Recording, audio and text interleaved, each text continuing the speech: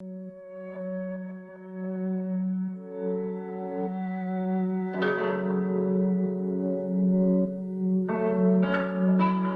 years ago, Resident Evil Biohazard took me by surprise and became my favourite entry in the long-running horror franchise.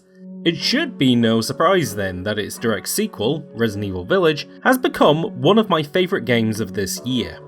But it hasn't replaced its predecessor as my favourite Resident Evil game. After multiple playthroughs of both campaigns, I've come to the conclusion that I prefer Biohazard to Village. This is in spite of the fact that Village has far more content than Resident Evil Biohazard, and fixes some glaring flaws from that game. So, what gives? Well, I think in order to explain my position, we'll need to touch upon a topic that applies beyond Resident Evil Village, to all games in the series and even other games. In order to compare these two games, we must first define the tenets of a good sequel. This is subjective, but there is a trend amongst the most popular examples. All good sequels bring something new to the table. A poor sequel will pick things up where they left off, continuing a story that was lightly resolved in the original. A good sequel, on the other hand, will reinvent known quantities from a previous story. This could be a new location, new characters, or, most importantly, a change in stakes. This isn't just recreating the original on a larger scale. Say for example, moving the action of Speed from a bus to a cruise ship. But a change in scope. Terminator 1 and 2 achieved this by turning from an intimate science fiction slasher into an explosive action movie. A good sequel will also play with audience expectations, fooling them into thinking they're getting what they want, but ultimately giving them what they need. However, in contradiction to this advice, a good sequel also retains something that made people fall in love with a work in the first place. Was it the tone, the characters, the themes? These are things that your sequel needs to pay homage to. Star Wars films change settings and stakes constantly, but at their core they are about characters realising their heroic potential in the face of impossible odds. Game sequels will often bring in a new mechanical advancement. However, the best ones make them meaningful. Not just an improvement in looks and playability for selling points, but to refine the base experience. Half-Life 2 is a great sequel because of this refinement. Graphics are of a higher fidelity, with more human NPCs and realised environments. This isn't just to show off more sophisticated technology, but it also brings a new tone to the Half-Life universe. This is set in a future brought on by events of the first game, and you're in contact with those affected. Their performances sell this post-war world, giving you a reason to fight back against the occupying force. Super Mario World improves from Super Mario Bros. In a similar fashion. By making the game look like a handmade cartoon, it adds some additional levity to the experience. But an example of a poor sequel that I could give is Batman Arkham Asylum to Arkham City. The first game was very much a tightly paced, Metroid-inspired adventure, where the world's greatest detective unlocks more of the asylum as he gains new information and new tools. This isn't really the case in Arkham City. By changing to an open world, pacing is unfortunately lost. The city is a broken up collage of various Batman vignettes and nothing ever really feels pressing. It undoes a lot about what made the first game great, because it undercuts intimacy and atomizes content to fill a larger play space. In short then, the best sequels need to reinvent themselves, but without losing the core of what made people love the original. If technical advancements can be made, it should be used to improve the experience, rather than make it larger. What made Resident Evil Biohazard my favourite game in the franchise is that it is a great sequel to the previous Resident Evil games. This was because of a return to small and intimate survival horror, following the wilderness years of military action. It brought back what made me love the first Resident Evil game, a singular location with Metroid-like exploration, where a lack of resources and even visual information creates a delicious tension, which is then replaced with a sense of accomplishment when you return to these locations better prepared. But Biohazard also had plenty of new tricks up its sleeve. a change in perspective, protagonist, and even tone. The entire game takes place in a first-person perspective. A tight field of vision surrounded by black emulates the lack of visual information you once got with fixed camera angles, making you ill-prepared to deal with what could be around the corner. With this change in viewpoint, also came a change in stakes. Biohazard picks up in the world of Resident Evil, but focuses instead on a new protagonist with simpler motivations. After evidence of his missing wife appears in a Louisiana home, Ethan Winters goes to investigate and ends up trapped in a biological nightmare. He's no trained police officer nor military man, but rather a normal guy who has to go face to face with the abnormal. And this is compounded by that singular perspective. The camera never cuts to show a different perspective. You are Ethan Winters, for better or worse. And this extends to having elements like health and inventory UI built right into the world, so you can't stop to manage resources in the heat of the moment. And like all great horror movies, Ethan will eventually be able to fight back. However, the moment you overcome one problem, the situation changes, applying the set-piece driven design of the later games in a more natural escalation here. Better yet, Biohazard is chock full of brand new ideas from the Resident Evil team. Supernatural drama, torture porn and slasher horror are introduced throughout to keep the tempo changing, not just increasing the enemy count but rather tweaking enemy behaviour. It turns the game into a great homage not just to previous Resident Evils but the horror genre that inspired it. Despite a short runtime, Biohazard is able to establish a new identity for the Resident Evil series. Smaller, scarier, and far more sophisticated. And there is no army of the undead to deal with in Resident Evil Biohazard, but rather a small family and their toxic creations that are given a new level of personality afforded by an increase in technical sophistication. Biohazard was the first game in the series to use Capcom's brand new RE engine. Replacing their long-running MT framework, it was built with a focus on streamlining game development and putting more power in the hands of the artists. As well as modern rendering techniques like subsurface scattering, advanced anti-aliasing and volumetric lighting, the engine is built to support photogrammetry. This approach to realism gives Resident Evil Biohazard a far different look and tone than the previous games. Characters and settings that look shockingly lifelike blur the reality of the situation, which leads to spookier scares. It also pays homage to older Resident Evils that use static but highly detailed backdrops to better realise the world that you were in. Importantly, it creates a more empathetic Resident Evil, which hits hard when the villains of the piece are revealed as normal people driven mad by biological weapons, playing into Resident Evil's long-running anti-corporate stance. To summarise, Resident Evil Biohazard is a great sequel because it transforms the long-running series into a claustrophobic first-person nightmare that pays homage not just to what people loved about the original Resident Evil, but even the horror genre. It then leveraged the power of a brand new engine to create a far more realised environment and villains than previous titles. It makes Resident Evil feel brand new again. At the end of Biohazard, Ethan achieves his goal. His wife is saved, they've escaped the Dolby mansion, and their nightmare is over. Ethan has gone through a transformation into a capable hero. Then, over the course of secondary DLCs, extra points are wrapped up. This includes the end of villainous characters who got away during the main story, and some resolution for surviving NPCs. The story is, for all intents and purposes, over, with only lingering questions about the nature of the bioweapon used left over. It gives Resident Evil Village a very liberating place to start its adventure. As its subtitle suggests, Resident Evil Village brings something new to the table by expanding the setting. Far from the swamps of Louisiana, we instead find our protagonist, Ethan Winters, in a Romanian village, styled after the historic region of Transylvania. It's not his missing wife that spurs Ethan's change in location, but rather a search for his missing daughter, born in the intervening time of Biohazard and Village. In order to save his daughter, he must transform into a capable hero, facing off against a brand new family and their monstrous creations. Although it has changed location, Village finds itself repeating the plot beats of Resident Evil Biohazard.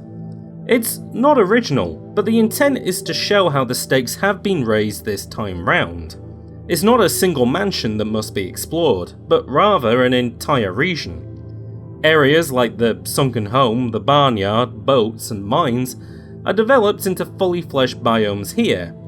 A sunken village, a haunted house, an industrial factory, as well as a fabulous castle. It's a sizable mechanical improvement. If Resident Evil Biohazard was the team getting to grips with a brand new engine, then Resident Evil Village is then fully acclimated with all it can achieve. Not only are all these locations as richly detailed as the original, but the cast is far larger and better realised. Fixing a complaint to the previous game, Resident Evil Village has a far wider array of enemies to fight too. But this increase in scope has come at a cost. Resident Evil Village has pacing issues. There are so many new areas that all riff on different themes of horror, but nothing has the time to really come into its own. Many expected that the castle section of Resident Evil Village would be more fulfilling considering how much promotion it received, in line with the police station of Resident Evil 2. The issue is that almost all the areas of the game lack fulfillment. It's not a short game by any means, but it blasts through a lot of ideas quickly. The only exception to this is the haunted house, and as many have already mentioned, is one of the game's highest points because it is so unexpected, and perfectly paced compared to the other sections. Because Village is riffing on Biohazard, it does expose the problem at the heart of this shortcoming. Let's pair up each character with their stand-in. Lady Dimitrescu's Jack, because they're both the first parental boss you go up against. And they're all about stalking you for the main house before a monstrous transformation to finally destroy you. Moreau is Marguerite, as both their domains are incredibly gross, and are built from precarious platforms over sunken land, and both stalk you through them, before a disgusting transformation in a tiny arena. Lucas Baker is split between Donna Beneviento and Carl Heisenberg, with his trap rooms more towards the former, and the laboratory experimentation more towards the latter. The Bakers had biomes that were tightly entwined with their personalities, but these sections were perfectly sized to their reach. What it meant was, throughout, we were always in some near contact with them. We got a better idea of their personalities through their constant chattering and animations. Sometimes we'd see their actions play out from other perspectives on found footage. Whereas, we have to suspend our disbelief a little more in the village that these huge domains only have a few dozen important sectors we'll ever visit. Throughout their runtime, we only get glimpses of these bosses' personalities too. Biohazard used materials like videotapes to give us more info on the Bakers. Village uses written material to do the same, but it doesn't hit as hard. A shame, considering we're meant to buy into the fact that these laws have existed for quite some time. And there is no endgame humanizing moment for any of the bosses either, rather there's a giant bug on each that explains how their powers work. By aiming to be a bigger version of Resident Evil Biohazard, Village almost feels like a less cohesive version of it. While I do love how it shifts through so many different flavours of horror, it never hits quite like it did before. Maybe it's because they're more expected, especially as it brings back elements from the previous games with only slight reinvention. The castle is the cramped but fancy police station of RE2, where you're pursued by Mrs. X and her daughters. The factory takes after the island area of RE4, with its labyrinthian design and cybernetic enemies. The haunted house expands on the escape room puzzles of RE7, before shifting into supernatural horror, inspired by the original RE4 Hookman demo. It's a greatest hits collection, whereas maybe a pastiche or loving homage may have been better appreciated. But there is something new that Resident Evil Village refines from Biohazard. Perhaps the best realised area of Resident Evil Village is the Resident Evil Village. You return to it so often because it acts as the hub between the different domains, and the developers made sure to have it change every time you come back. Unlike the domains of the 4 bosses, it uses its size to great effect. It's not big, but it is full of pockets of opportunity.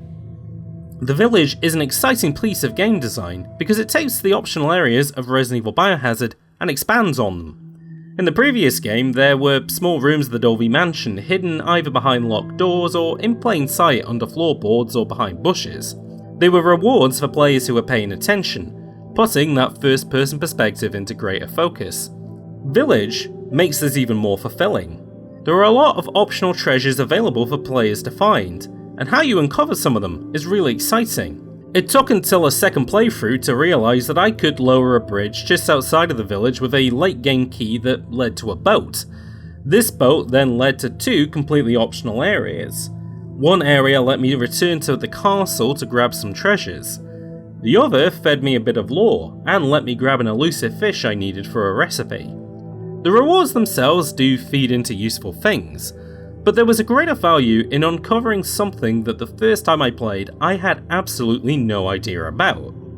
It's the Metroid-like structure of the Dolby Mansion, but applied to an open world.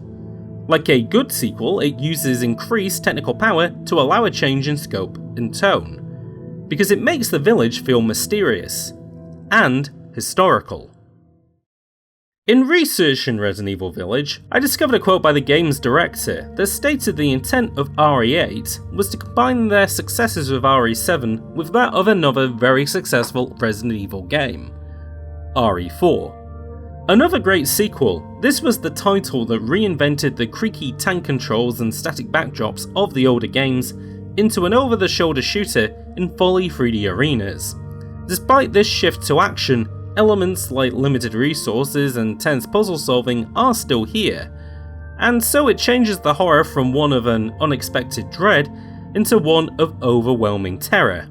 And much like Biohazard, RE4 even shifts through different tones, from rural horror to haunted castles and then an industrial war zone. How RE4 is adapted to Resident Evil Village's framework is that these huge environments are better built for arena-style combat.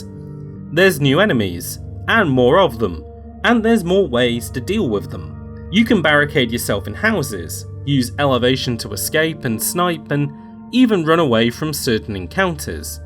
But there's also a means to personalise your offensive options.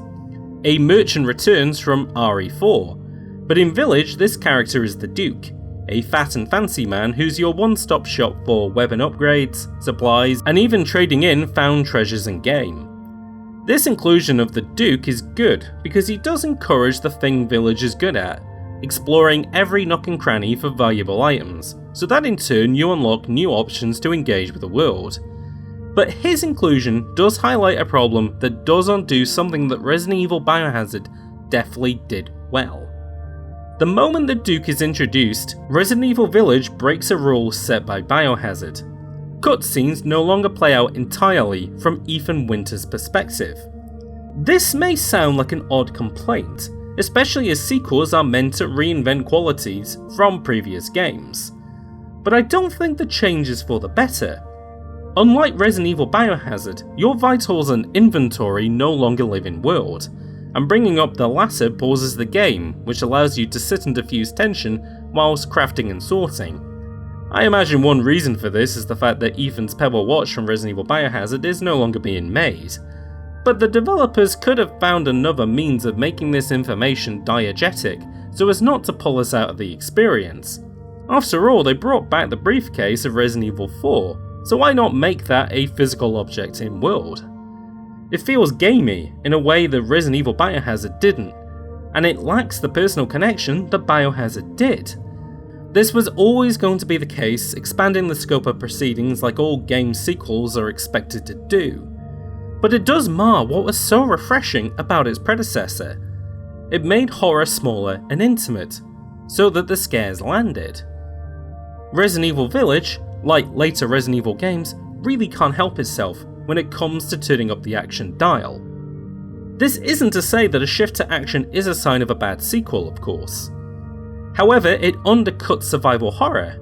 It also lampshades the issues that Village has. Pacing is out of whack, because of how quickly we move through set pieces. When action is out of the equation, like when we can explore the village in a Metroid-like manner, is at its best. Resident Evil Biohazard, of course, had its moments of action, but they were best paced out amongst tense exploration and puzzle solving. The more things shift in the direction of spectacle, it comes at the cost of horror, which is ultimately why its predecessor was so refreshing on release. And one element I've yet to mention about either game is in how they handle series continuity. The reason I didn't bring it up in Biohazard is that, well, it doesn't. Refreshingly, the game avoids tying in every element of Resident Evil canon, allowing it to be its own thing. A last-minute reveal of a recognisable character, with a completely unrecognisable face, is the one connection into the larger plot. It's what makes the change to Ethan Winters work, because he is meant to be a normal person thrown into the ridiculous world of Resident Evil. Village, on the other hand, does start worming in plot from the previous games. It's not to the extent of Resident Evil 6, which can only be enjoyed by fans of the long-running series, but many twists are built on adoration for the canon. And sometimes this works, like when you take over series staple Chris Redfield, and are allowed to cut loose in the ever-familiar Village, allowing a moment of the game to act out almost like a set piece from a Call of Duty title. But then this is undercut moments later, where you find a room full of lore. And then there's the following twist, where it's revealed that Ethan Winters isn't quite the everyman protagonist we expected. It almost feels like Capcom were aware of the meme of how much brutality Ethan went through and decided to make it part of the lore.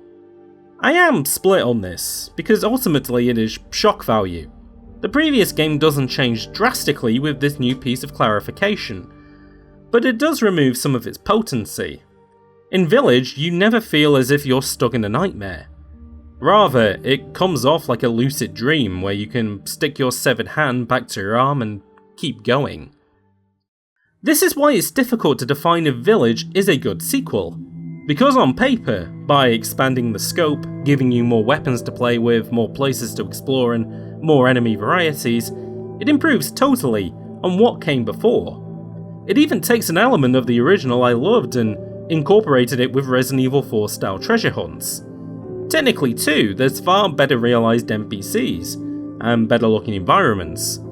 And once the game is complete, you then have an entire mercenaries mode and more to play with. But what are the tenets of a good sequel? They pay homage to the original, but they reinvent themselves. They don't just get bigger, they shift expectations. And when they bring in mechanical tweaks, they're intentional and important. Resident Evil Village can't quite say it hits all these markers. It combines the two most original Resident Evil games in the series to create a hulking adventure that ultimately isn't as refreshing as either.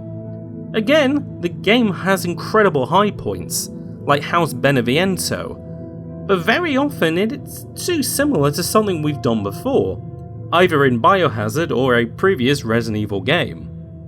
These mechanical tweaks introduced don't really evolve the Resident Evil series either.